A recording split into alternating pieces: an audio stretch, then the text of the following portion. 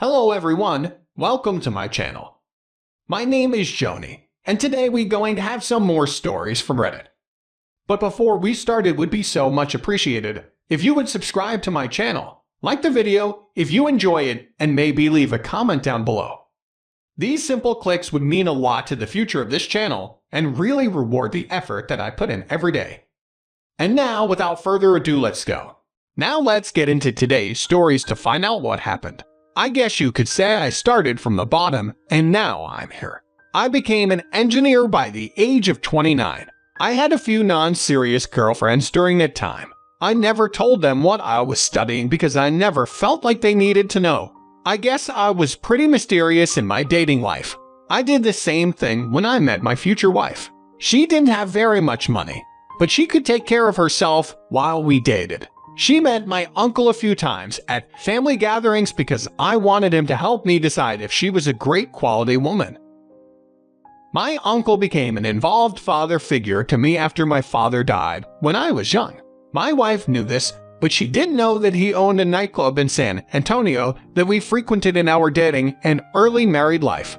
I opened my own tech store, so I was there a lot. My wife worked with me side by side for years. My elderly mother cleaned the office for us sometimes, even though I told her to take it easy. She lived in the same house as my wife and I, but she never intruded on our space because the house was big enough for us all. She cleaned for us, and I guess that was the most invasive she got. But my wife actually complained about this to me. She was annoyed that my mom walked in on her changing and roundly put her clothes away in the wrong drawers. I was shocked and mad that she was complaining about this. My mother was being so sweet by taking care of our laundry for us, even folding it and putting it away. It was extremely inconsiderate and unfair for my wife to complain like she was. This was my mother, not a maid that stole from her or something. I put her in place about this, making it clear that she can forgive my mother for any accidents or organizational mishaps because we love and appreciate her and what she does. After this, my wife was pretty passive-aggressive towards me, and she started looking at her phone a lot, even as we worked at the shop together. When I asked her about it, she told me she wanted to go out with her friends since it had been a while. I reminded her that I had to work late to label new inventory. She said she knew that and she was hoping I wouldn't mind if she went alone with her girlfriends, knowing she would probably go to my uncle's club. I let her. I was suspicious, so I told my uncle that she was behaving this way, and he told me he'd keep an eye on her. I stayed working late while she went out with girlfriends. This same thing happened several more times over the course of a few months. On the sixth night she went out, my uncle called me. He told me he'd seen her coming in with the same guy several times. She was sending me pictures of herself, but never with a man beside her. My uncle said he was across from her whenever she took a picture. She even asked some girls she didn't know to pose in a picture with her, so I believe her. We decided to confront her mafia style. I drove there, snuck up to the third-floor balcony, and waited, dressed in a suit for security to bring my wife and AP to me. They were super confused and irritated at first, but when my wife saw it was me, her face turned a light shade of green. My uncle stepped forward and told them he owned this venue and knew she was cheating on his nephew. AP wisdom found it, then my uncle left us alone so that we could talk.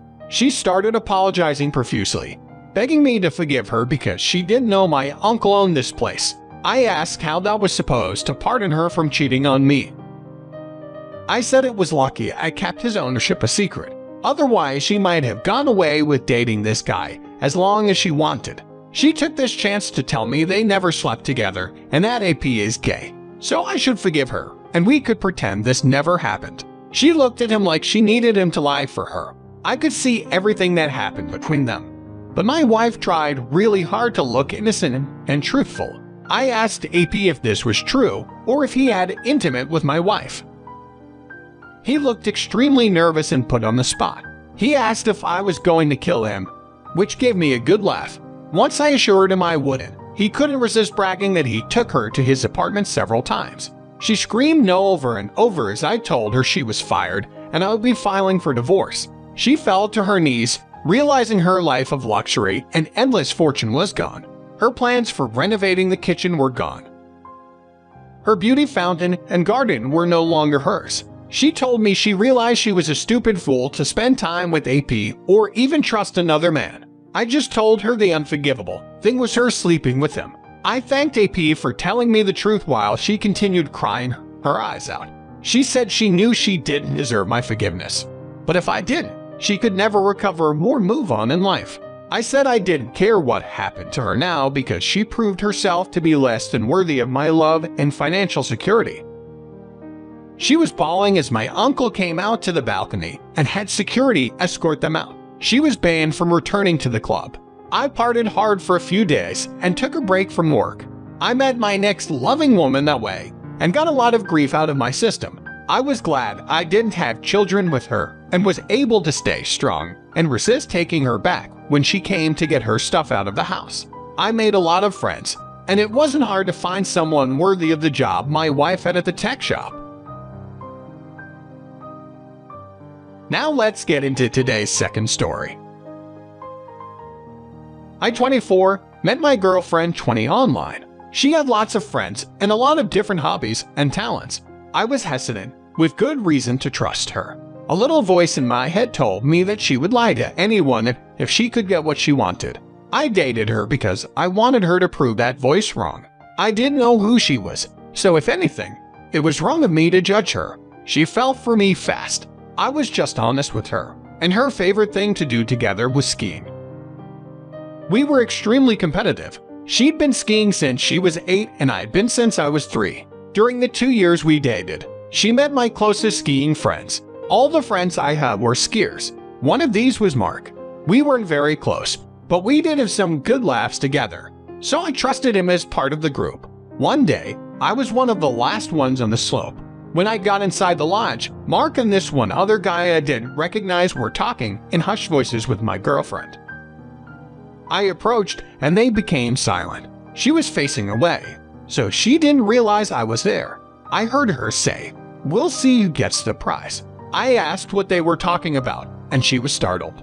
I was standing behind her. She just stammered and looked to the two boys for help up. Mark finally said they made a skiing wager amongst themselves. I asked what the prize was, and I swore I saw my girlfriend. Panic, she looked to Mark for the answer. He sat back confidently and said, "My girlfriend just bet $100 of my money that she would win the race against them." I was surprised she so confidently bet my money, but I was sure she could win, so I told them I backed it up. Mikey and the guy named Sal loved this. My girlfriend looked nervous. I told her not to worry about it because she was really good. When I said that, she just looked worse.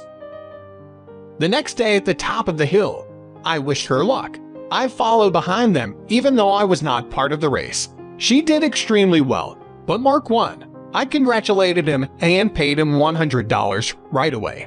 Then I went to kiss my girlfriend to assure her she did well, but she pulled away from me. She said she didn't deserve my kisses and started to tear up.